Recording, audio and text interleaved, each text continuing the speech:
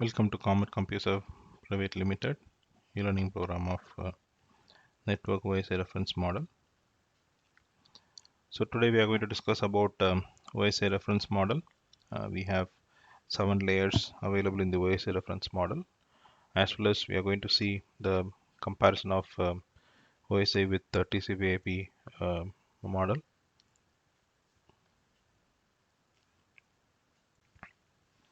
OSI is Open System Interconnect.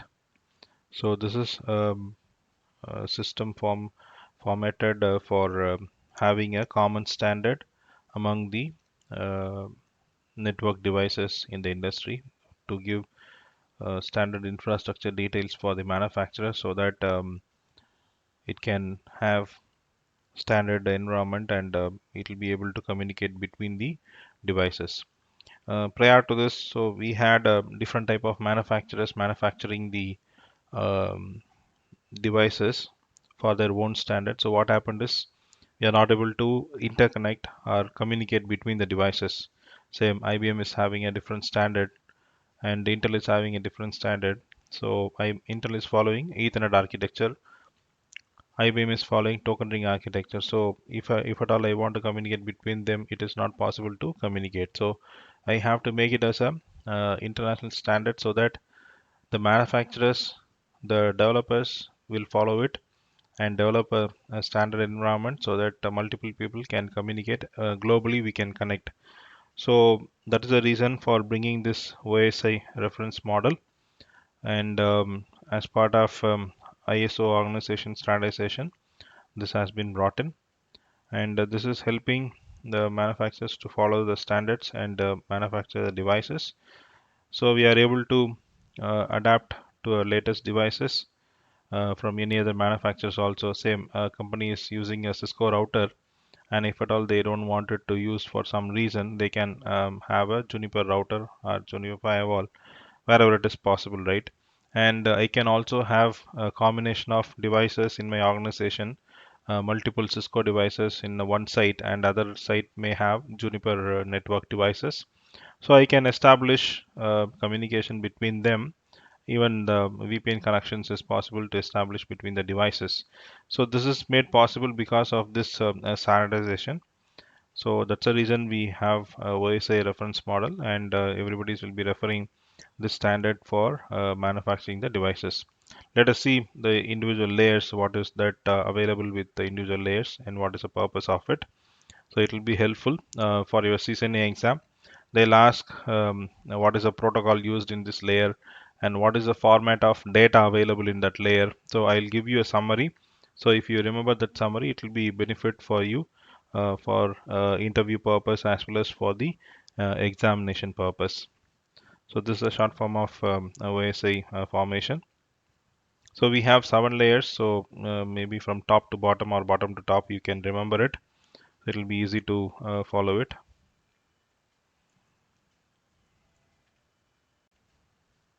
First one is the physical layer.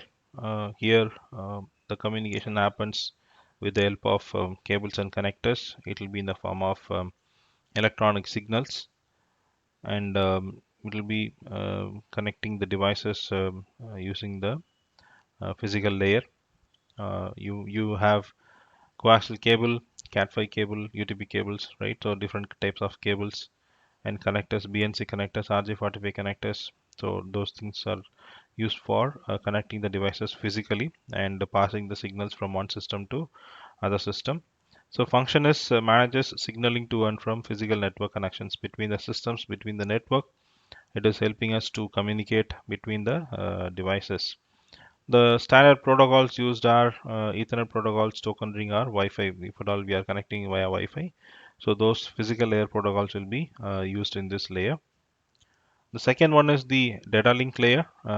Here we are maximum dealing with the MAC address of a device. So each device will have a unique MAC address.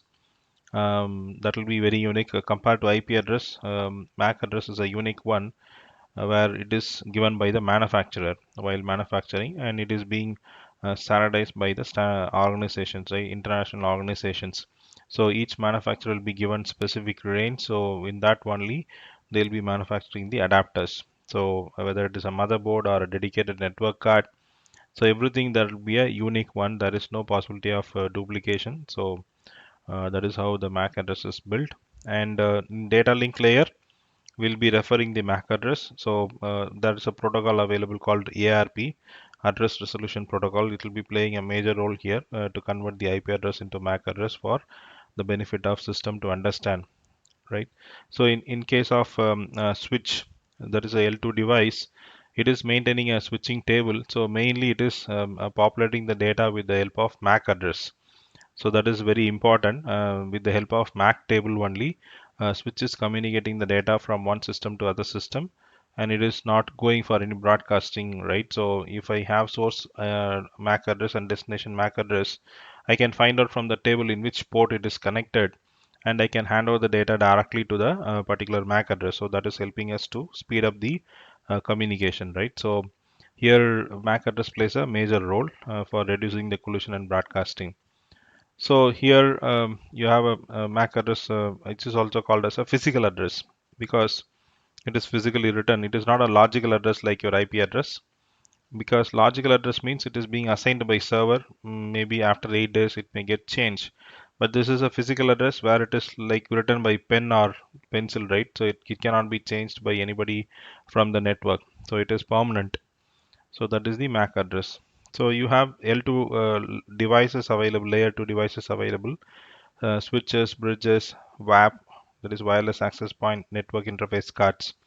So all the devices falls under data link layer.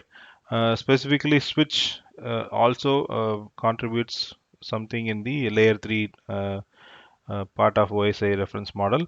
So we have L2 switch separately and L3 switch separately. So if at all you buy a switch without a console port, or that is a non-manageable switch, that is a L2 switch. And if at all you have a console port, that will be a manageable switch, and maximum that is a L3 switch only. Okay, so that is how we easily identify whether it is a L2 switch or L3 switch. The some of the protocols which is used in the layer 2 devices, layer 2 tunneling protocol, PPP and SLIP protocols, etc. So these protocols will be playing a major role in communicating between the systems. The third one is the layer 3 network layer.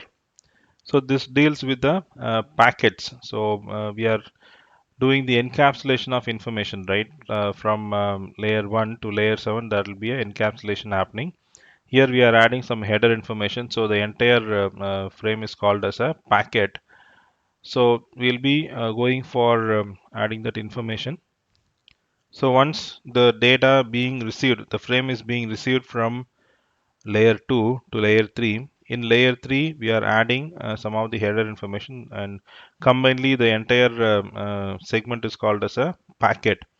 So here only we are dealing with IP addresses, and it is a logical addressing. We have devices like router, L3 switch, firewalls. So firewall will play a role in all the layers because it does the intrusive uh, packet filtering and other security related settings. So it will be playing a role in all the layers, but initially it was in the layer 3. Now it is working in all the layers. So some of the protocols, ARP protocol, IP protocol, RIP, IGRP, these are all the RIP, IGRP and all routing protocol. So ARP is a protocol used for conversion. IP, Internet Protocol. So that is available in the layer 3. Layer 4 is a segment. So here, along with the packet, I'm adding the layer 4 information that becomes, the entire thing becomes segment. It is called as a segment. So here you'll have a TCP protocol, and it is used for communicating, right? So it breaks the information to segments and is responsive for connection and connectionless communication. So normally protocols we call it as a connection oriented and connectionless protocol. It means that connection oriented will always look for an acknowledgement, waits for the acknowledgement, and after receiving the acknowledgement only it transfers the data. Whereas in connection less, it will not wait for any confirmation, right? So I'll keep on sending the information. It will, whether the destination is receiving it or not. So that is the difference between connection oriented and connectionless communication. So some of the hardwares are proxy server, gateways, and firewalls. And the protocols used here is TCP and UDP. So these are the major protocols used. Session layer, that's a fifth layer available. Once the information is transferred from layer 4, so here it is trying to establish a session between the systems or the endpoints wherever the communication is happening. So whatever data I'm getting it, so with the help of the data, I'm going to establish a communication with the other system and ensuring that end-to-end communication is happening and closing the requirement. Maybe doing a transaction through internet browsing or purchasing the product or copying the data from one system to other system. So it is called session establishment. Okay, so once the copy is completed, session will get terminated. So that is how it is being tracked. So it has the acknowledgements of data received during a session. So retransmission of data if it is not received by a device. So if suppose I'm not getting the acknowledgement, I will do a retransmission. It will have multiple try, then only it will get failed. So session layer protocols, you have RTP, SIP, NetBIOS. So these are all the session layer protocol. The sixth one is a presentation layer, where it is helping to have data presented for application layer, which is visible to us. So it is having the activity like data formatting, encryption, decryption, or compression, expansion. So all this activity will be performed in this presentation layer, where we are going to present the data to the user with the after processing in the application layer. So before that, whatever it is possible, the system format, it will be in the system understandable format. We cannot read it directly. It will be presented to the application layer so that we'll be able to read the information completely. So examples, JPG, MP3, MPEG. So the content you cannot read it, but only the output you can see in the application layer. So here it will be in the machine understanding format. So layer 7 is the application layer. Here only the data will be available in user understandable format, maybe a website, whatever you see in the computer screen, that is the overall information you are getting it, right? Application layer. So this is the layer where you can user can see and understand what is the data available, what is the communication we are going to make, and how we are going to communicate with other system, which system we are going to target. So all these things we will be doing only in this application layer. In turn, the system does a transaction of data.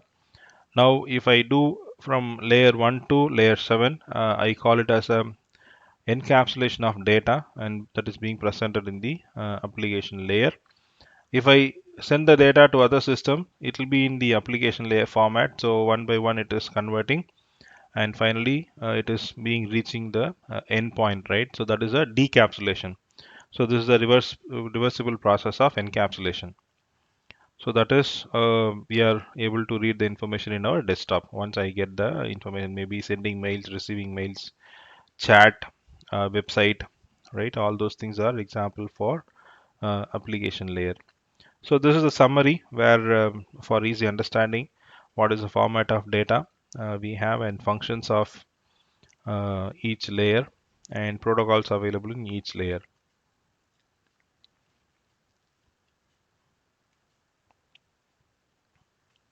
So after getting this OSI layer format, 7-layer format, TCP/IP protocol suite is prepared, and they have shortened with 4 layers instead of 7 layers, and that is used for being communicating into the entire network infrastructure.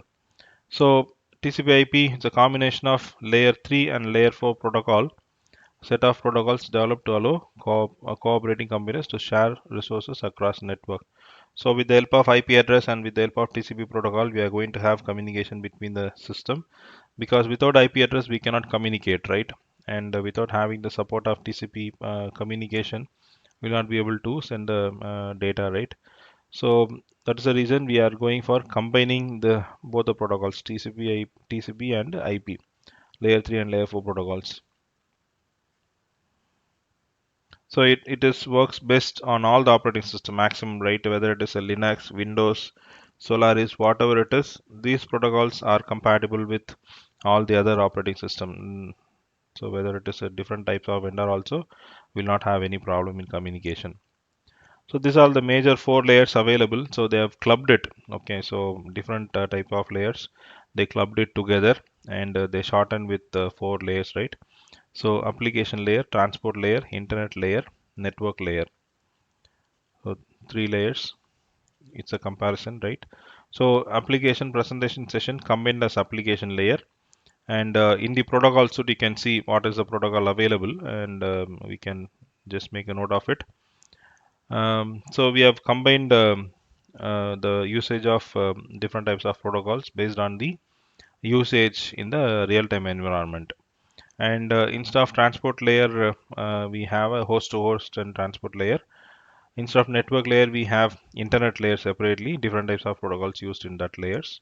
Physical layer, we call it as a network interface, physical and data link combinedly. So we have different types of protocols available. So application layer protocols, we have FTP, Telnet, SMTP, and HTTP. So that is used for representing the information to the system, I mean user understandable format, right? So here only we can see what is happening in the system in the user understandable format. Transport layer takes care of end-to-end data transfer from one system to other system, one network to other network. And examples are TCP protocol. It is a connection oriented protocol which is ensuring that data is transferred completely to the endpoint and getting the acknowledgement. Whereas UDP is a connectionless protocol. It will be faster compared to TCP, but the guarantee of data transferred is not there.